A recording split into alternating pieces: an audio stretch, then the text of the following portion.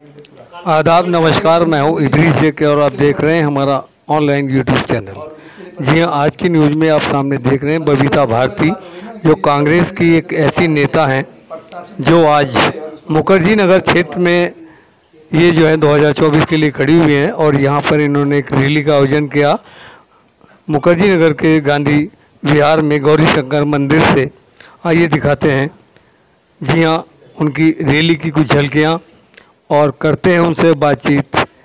देखें एक रिपोर्ट हमारे संवाददाता द्वारा। मैम, आज एक रैली निकाली चाहिए, जुमले नहीं जवाब चाहिए, तो क्या उद्देश्य है इसका? इसका उद्देश्य है ये कि जो देश में जो संविधान की ताकत है उसको ख़त्म किया जा रहा है और हर बार एक नया मैनिफेस्टो बनाकर जुमलेबाजी करके जनता को बहका के 10 करोड़ रोज़गार, हर साल 2 करोड़ रोज़गार देंगे, हर साल ये करेंगे, हर साल वो करेंगे और कुछ नहीं किया जा रहा है। जनता को हर साल 2 करोड़ जनता को एक तरीके से कर्ज के बोझ तले लादा जा रहा है और जनता को गरीब बनाकर सिर्फ 5 किलो अनाज पर निर्भर करवाया जा रहा है। इसलिए कांग्रेस पार्टी ने एक मुहिम स्टार्ट करी थी कि देश बचाओ संविधान बचाओ, और उसी को लेकर हम लोग आज उत्तर पूर्वी जो लोकसभा है उसमें कार और बाइक रैली निकाल रहे थे, क्योंकि मैं यहाँ से लोकसभा की तैयारी कर रही हूँ और मेरी जो परमिशन है मैंने 10 दिन पहले पुलिस हेडक्वार्टर में दी थी और इसमें 4 डिस्ट्रिक्ट पड़ते हैं, जिसमें 3 डिस्ट्रिक्ट जो नॉर्थ ईस्ट डिस्ट्रिक्ट है उसमें कल मतलब एक दिन जस्ट पहले जो ट्रैफिक पुलिस है उसके द्वारा जो है परमिशन को रद्द किया गया। और जब मैंने उनसे कारण पूछा तो उन्होंने कहा कि कंस्ट्रक्शन एक्टिविटी चल रही है। जब मैंने अपनी गाड़ी उस एरिया में भेजी तो वहाँ पता चला कि बजरंग दल की जो रैली है वो वहाँ पर हुई है और हमारे पास वीडियोज़ भी हैं जो मैं आपके साथ शेयर करूँगी। तो बजरंग दल की जब रैली वहाँ हो सकती है तो हमारी रैली क्यों नहीं हो सकती? क्योंकि कंस्ट्रक्शन एक्टिविटी जो चल रही है वो फ्लाईओवर बन रहा है, वो ऊपर से चल रही है, नीचे नॉर्मल ट्रैफिक जो है वो मतलब सामान्य रूप से जैसे चलता है वैसे ही चल रहा है, तो हमारी रैली क्यों नहीं हो सकती? उसके बाद यहाँ नॉर्थ वेस्ट और नॉर्थ डिस्ट्रिक्ट है, इसकी मेरे पास कोई इन्फॉर्मेशन नहीं आई थी। जब मैंने एसीपी ट्रैफिक से बात करी, क्योंकि पुलिस हेडक्वार्टर से यही आया था कि फाइनल डिसीजन जो है डीसीपी ट्रैफिक के ऊपर होगा, तो मैंने जब एसीपी ट्रैफिक से बात करी उन्होंने अपने टीआई के नंबर दिए, वो एग्री भी हो गए कि आपकी रैली होगी। और सुबह रात को 10 बजे इनका नॉर्थ वेस्ट डीसीपी का आता है जो नॉर्मल पुलिस है जिसके पास लैंड ऑर्डर है कि बत्रा पुलिस चौकी पर आपकी रैली नहीं हो सकती, जबकि ट्रैफिक वालों का हमारे पास अभी भी कॉल आ रहा है कि भैया आपकी रैली कब आएगी। तो बात यह है कि मतलब कोऑर्डिनेशन नहीं है एजेंसियों में, एक हाँ करता है दूसरा मना कर देता है। अब डीसीपी जो नॉर्थ है उसका कोई हमारे पास जवाब नहीं आया है और उनके जो एसीपी ट्रैफिक है उनसे बात हो गई थी, लेकिन रैली को इधर से भी नहीं निकलने दे रहे क्योंकि बुराड़ी से वाले जो टीआई है उनका फ़ोन आ गया कि यहाँ कंस्ट्रक्शन एक्टिविटी चल रही है। तो बात ये ऐसे तो देश में हर जगह कंस्ट्रक्शन एक्टिविटी चल रही होंगी। जनता अगर अपनी बात रखना चाहती है, जनता के प्रतिनिधि अपनी बात रखना चाहते हैं तो वो कैसे रखेंगे? रैलियों के माध्यम से जनता के पास जाएंगे ना। लेकिन लॉ एंड ऑर्डर का बहाना बना के सेंसिटिविटी मुखर्जी नगर एरिया को की सेंसिटिविटी को देखते हुए नॉर्थ वेस्ट डिस्ट्रिक्ट में जो आपकी रैली है उसको रद्द किया जाता है। क्या सेंसिटिविटी है नॉर्थ वेस्ट में? पूरा एरिया आप देख सकते हो, यहाँ कुछ है। अभी भी दिल्ली यूनिवर्सिटी के इलेक्शन हुए हैं, रात दिन गाड़ियाँ घूमती थी बच्चों की, एबीवीपी वालों ने खूब एनएसयू की गाड़ियाँ भी तोड़ी हैं।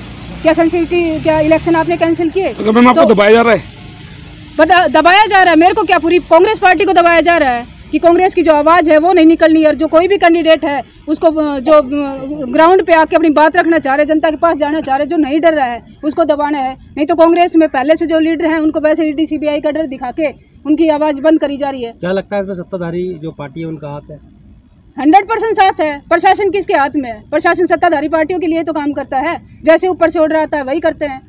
और एजेंसियाँ जो है मतलब मैडम, क्या कांग्रेस का जनादेश बढ़ता जा रहा है?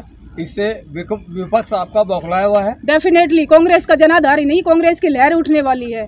2024 में बीजेपी यहाँ से साफ होने वाली है, क्योंकि जनता जो है वो समझ चुकी है, चाहे लोग बोले ना डर के मारे, क्योंकि तानाशाही इस हद तक चली गई है कि लोग अपने घर में बच्चे भी तो उनको पालने हैं, इसलिए लोग डर रहे हैं। रणनीति और बनाई जा रही है? आगे की रणनीति ये होगी कि हम बूथ वाइज जाएंगे, लोगों को समझाएंगे, नुक्कड़ सभाएं करेंगे, लोगों तक जाएंगे, उसको तो आप रोक नहीं सकते।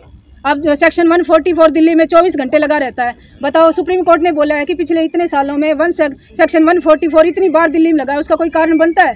तो 5 से ज़्यादा लोगों को तो ये मना कर सकते, लेकिन 5 से कम तो नहीं कर सकते। तो हम नुक्कड़ सभाओं के जरिए जनता तक पहुंचेंगे और 2024 में कांग्रेस भारी बहुमत के साथ आएगी। अच्छा, विपक्षी नेताओं को दबाया जा रहा है ईडी द्वारा, सीबीआई द्वारा। जो संजय सिंह का, जो आपके अलायंस के जो नेता है संजय सिंह, वो बहुत मुखरता से बोलते थे संसद में भी बाहर भी, तो क्या इसको उनको इस तरह से अरेस्ट जो किया गया, क्या करेंगे? हर किसी को दबाया जा रहा है। जो कास्ट सेंसस जो जारी की गई है बिहार में, उस मुद्दे को दबाया जा सके, इसलिए नए मुद्दे निकाल के लाते हैं। पत्रकारों को, अभिसार शर्मा और इन 5 पत्रकारों को गिरफ्तार किया गया, ईडी उनके घर जो है पुलिस को भेजा गया। आप लोग पत्रकार हो, अगर आप आवाज़ उठाओगे तो कोई बात है तो आपको नोटिस भेज के पुलिस में बुलाया जा सकता है। 100 पुलिस वाले पत्रकारों के घर पहुंच जाते हैं उनको डराने के लिए। ये सिर्फ ये क्या पूछते हैं उनसे कि क्या आपने उसको कवर किया था, किसान आंदोलन को कवर किया था, क्या आपने शाहीन बाग को कवर किया था, क्या आपको पता नहीं है उन्होंने कवर किया था कि नहीं किया था? ये सवाल पूछने के हैं। अभी लोकसभा की तैयारी, आप बात कर तैयारी कर रहे हैं लोकसभा की, तो आपने मुखर्जी नगर इलाका ही क्यों चुना? मुखर्जी नगर इलाका इसलिए चुना मैंने क्योंकि मैं यहाँ इस इलाके में 12 से 13 साल से रह रही हूँ। मैंने यहाँ सिविल सर्विस की तैयारी शुरू की, दिल्ली यूनिवर्सिटी से लॉ पास की। तो ये जो एरिया है और इस एरिया से जो कैसे डेमोक्रेसी के 4 पिलर है, जिसमें से एक पिलर जो है वो यहाँ से तैयार होता है ब्यूरोक्रेसी का। जितने भी जो लोग हैं IAS IPS बनते हैं, SSC में जाते हैं या कांस्टेबल बन के जाते हैं, वो यहीं से जाते हैं। तो मेरी जो आइडेंटिटी है, मेरी जो पहचान है वो ये है। उसके लिए हमने एक मॉडल कोड बनाई थी, ऑफ एग्ज़ाम बनाई थी, जिसमें ये था कि हर एग्ज़ाम की अपनी अपनी कमियाँ हैं। सबसे पहले तो जब आपके इलेक्शन जो है वो 5 साल में फिक्स डेट पर, फिक्स टाइम पर होते हैं, तो बच्चों के जो पेपर हैं वो फिक्स डेट पर क्यों नहीं होते? हर साल वैकेंसी आनी चाहिए, फिक्स कैलेंडर होना चाहिए कि इस मंथ में नोटिफिकेशन आएगा, 3 महीने का टाइम देकर उसका एग्जाम होना चाहिए, 1 महीने में उसका रिजल्ट आना चाहिए, 1 महीने के अंदर उसकी ज्वाइनिंग हो जानी चाहिए। लेकिन ये क्या करते हैं कि अगर आपका रिजल्ट आ गया तो ज्वाइनिंग नहीं देंगे, और ज्वाइनिंग हो भी गई तो कोर्ट में केस अगर चला गया तो 4 साल तक आएगा नहीं, आपको सैलरी नहीं मिलेगी। मैम, आप जो नौकरियों की आप बात कर रही हैं, हम बार बार देखते हैं कितने पेपर लीक हो रहे हैं। बहुत से आदमी 4-4, 5-5 साल तैयारी करता है, वो पेपर का टाइम आता है, मालूम पड़ा पेपर लीक हो गया, उसके पूरे सपने रहेगा। इसका रीजन क्या है? उसी के लिए हमने ये किया कि हर रोज हर पेपर आउट हो रहा है। एक पेपर ऐसा नहीं इस देश में जो आउट नहीं हो रहा। कहते हैं कि UPSC के नहीं होते थे, आज UPSC भी जो है उससे मतलब वो नहीं रही है, UPSC के पेपर भी होते हैं। आप वो जो एक IPS थे, कर्नाटका में पेपर दे रहे थे, उनका आप उदाहरण दे सकते हो, बाजीराव इंस्टीट्यूट से 2-3 साल पहले की बात है, मेंस में नकल चल रही थी ब्लूटूथ से। तो हर पेपर आउट हो रहा है, और हर पेपर आउट होने के बाद जो बड़ी जो मछलियां हैं उनको कोई नहीं पकड़ता है, छोटे मोटे जो स्टूडेंट हैं उनको पकड़ के और लिपापोती कर दी जाती है। बात यह है कि इसके लिए फास्ट ट्रैक कोर्ट बनने चाहिए। जब भी बच्चों की लिए एक रोजगार कमीशन बनना चाहिए जो अपनी कंप्लेंट जो है वो वहाँ पर कर सके। हर साल जो हर 10 साल में पॉपुलेशन के हिसाब से रोजगार बढ़ने चाहिए, क्योंकि 2.4% रोजगार है हमारे यहाँ पर सिर्फ जो गवर्नमेंट सेक्टर का है, जबकि गुड गवर्नेंस देने के लिए आपके पास वेस्टर्न कंट्रीज की तरह 10 से 12% गवर्नमेंट सेक्टर का रोजगार होना चाहिए, तभी आप गुड गवर्नेंस दे पाओगे। जब भी क्या होगा, जनता आपको चुनकर भेजती है। मेरा जो मेन मोटो है वो यही होगा कि जो संविधान है उसको धरातल पे रियल में लागू करवाना, क्योंकि देश इतने साल हो गए संविधान को लागू हुए, प्रॉपर तरीके से संविधान लागू नहीं हुआ है, महिलाओं को उनके अधिकार नहीं मिले हैं। अब महिला रिजर्वेशन बिल पास किया है, 33% रिजर्वेशन पास किया है, ये तो सालों से आ रहा था यही बिल। तो इसका मुलायम सिंह यादव, लालू यादव विरोध कर रहे थे, क्योंकि उन्होंने ये कहा था कि इससे क्या होगा, सिर्फ जो जनरल कास्ट की महिलाएं हैं, जिनका प्रतिनिधित्व, जिनके हस्बैंड है, जिनके पति हैं या जिनके फादर हैं पहले से पॉलिटिक्स में, वही एंट्री करेंगी। जो सामान्य OBC है, SC ST, वो कैसे एंट्री करेगा? इसके लिए इसके अंदर कोटा अंडर कोटा बनाओ कि हर महिला का जो OBC महिला का इतना % होगा, SC महिला का इतना % होगा, वो 50% होना चाहिए। लेकिन उन्होंने इस बात को दरकिनार करते हुए अपने हिसाब से बिल पास कर दिया।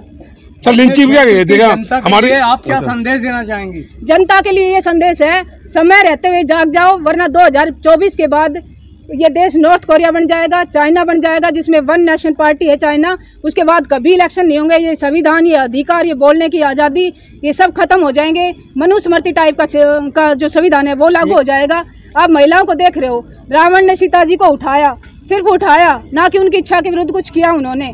आज तक उस रावण को माफ़ नहीं किया जा रहा, हर साल उसका पुतला जलाया जाता है दशहरे पे।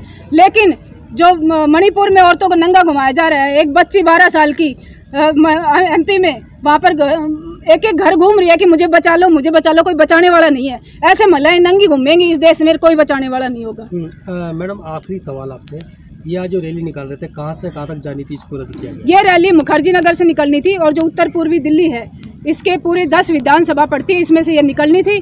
और मैंने 10 दिन पहले 29 तारीख को पुलिस हेडक्वार्टर में दी थी, क्योंकि 2 से जब ज़्यादा डिस्ट्रिक्ट पड़ते हैं तो आप पुलिस हेडक्वार्टर में देते हो, सारे डिस्ट्रिक्ट नहीं घूमते। उसके बावजूद ही मैंने हर डिस्ट्रिक्ट को मेल भी कर दिया था, और उसके बाद मेरे को प्रॉपर टाइम से पहले नहीं बताया गया। बाहर से लोग आ रहे थे, कोई UP से आ रहा था, कोई हरियाणा से आ रहे थे, कोई राजस्थान से आ रहे थे, हर किसी की एंट्री बंद कर दी गई। एंड टाइम पे जब मतलब यहाँ गैदरिंग होनी थी, उस टाइम सारी गाड़ियों को हमें मतलब मेरे को अकेले के अलावा मेरे साथ कोई खड़ा नहीं हो सकता, मेरी एक गाड़ी के अलावा, ये इन्होंने किया। ठीक है, थैंक यू।